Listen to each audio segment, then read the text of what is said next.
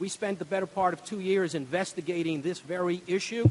We negotiated with businesses, we negotiated with the real estate industry, and we came out with a bill which was very similar to the one that Ms. Jaffe passed in Rockland County. There are two purposes to the bill before us, and we shouldn't lose sight of either one of them. The first of them is private protection. It's for people who don't have the knowledge, who for whatever reason don't have an attorney who knows what should be done in is customary in the area, or who may not be going through a lender, but may have a cash deal, or perhaps even inherited the property from someone else. As a practitioner of real estate law in Westchester County, I've seen all of these types of mistakes or problems. So in Westchester County, we did pass the bill to protect the buyer.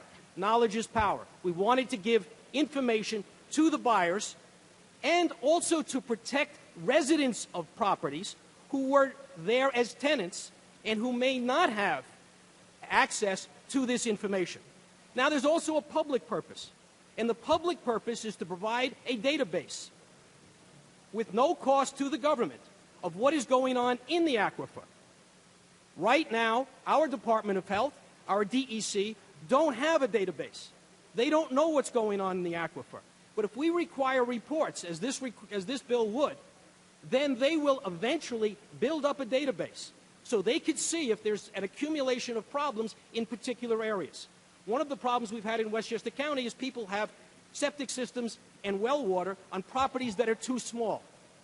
If, in fact, we find that after a period of time there's a report of water contamination, now the Department of Health has the information necessary to go into that area and take whatever steps the Department of Health, the County Department of Health, deems necessary. But without this type of information, they don't have the basis for taking the action that's necessary. I'm frankly surprised at some of the comments where people are asking for more control by government. I thought we were in the free market system, where you give the buyer the information and then the buyer cuts the deal that the buyer wants to cut. That is the appropriate part with respect to the private part of this bill. From the government point of view, we need to have the information. This bill effectively does it at no cost to either the state or the county governments.